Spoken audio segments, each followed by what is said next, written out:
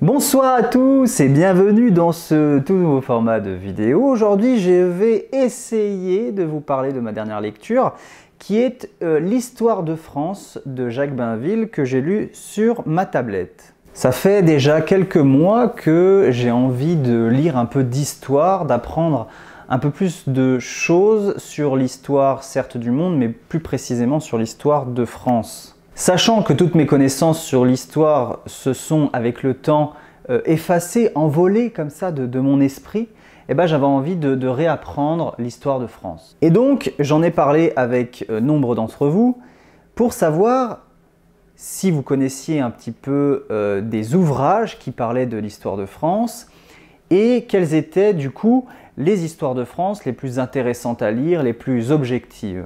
Et le nom de Jacques Bainville revient assez régulièrement. Son histoire de France est vraiment très connue et, comment dire, très respectée. Julien Rochdy a sorti une vidéo il y a un peu plus de 3 semaines parlant justement de l'histoire de France, comme quoi elle était quand même une histoire grandiose dans l'histoire des nations du monde et notamment des nations d'Europe. Et donc, j'ai vraiment eu envie, je me suis dit c'est le bon moment pour lire une histoire de France. L'ouvrage débute avec l'histoire de la formation de la Gaule contre l'Empire romain et puis enchaîne avec les rois mérovingiens, carolingiens, tout ça.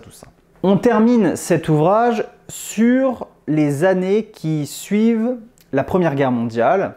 Et ce qui m'a le plus frappé dans tout l'ouvrage, c'est que finalement, du début à la fin, l'histoire est presque la même. Il est vrai qu'aujourd'hui, on a tendance un peu à croire que nous nous sommes extraits du temps historique et que tout ça c'est fini, que nous n'avons plus affaire aux guerres, que nous n'avons plus affaire à la géopolitique, que finalement tout se règle de manière économique et diplomatique. Mais c'est une croyance qu'on a souvent eue dans l'histoire du monde et plus précisément dans l'histoire de France. Et l'histoire nous démontre que ce sont des croyances fausses et que toujours, à un moment donné, les guerres reviennent et les conflits aussi. La deuxième chose qui m'a plutôt frappé, c'est que l'histoire de France est très marquée par une alternance entre des guerres extérieures, donc notamment contre l'Angleterre, l'Allemagne, un petit peu aussi contre l'Espagne, et puis avec des guerres intérieures, donc la guerre civile.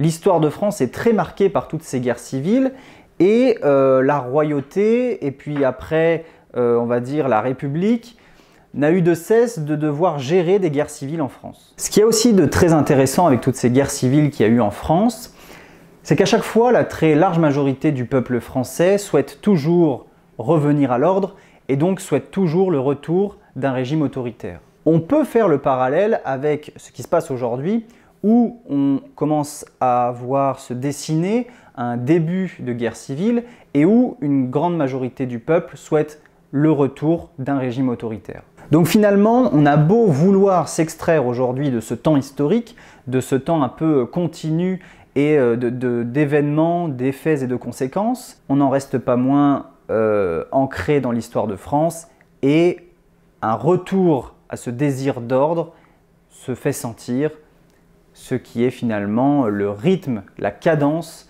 de notre histoire commune.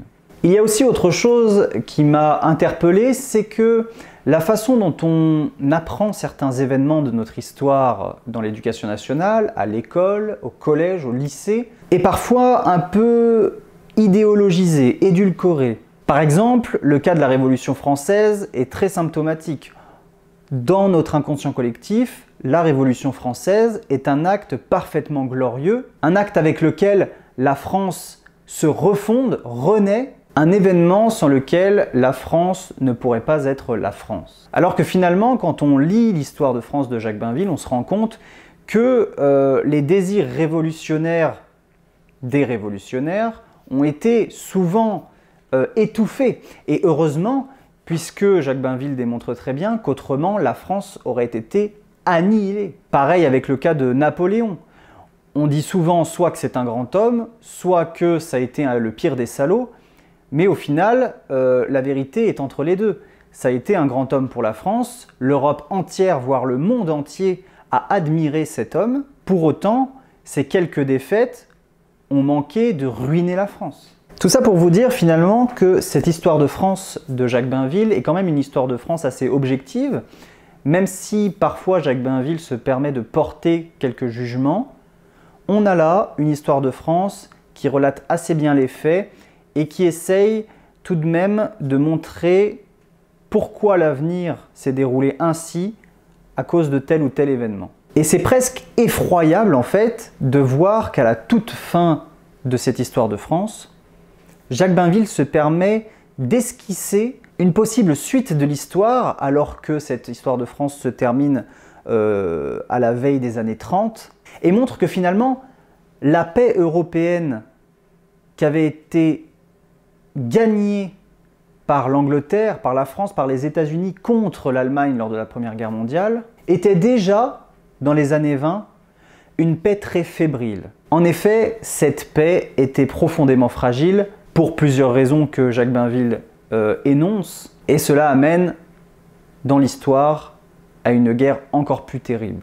Ça m'a fait vachement plaisir de lire de l'histoire, c'est la première fois de ma vie que je lis un livre d'histoire, et ça fait aussi du bien de se remémorer ou de réapprendre toutes ces choses que finalement on a peut-être souvent déjà apprises à l'école, dans l'éducation nationale de manière générale, et qui pourtant, la vie nous a montré que c'était des connaissances un peu inutiles et donc forcément des connaissances qui partent avec le temps.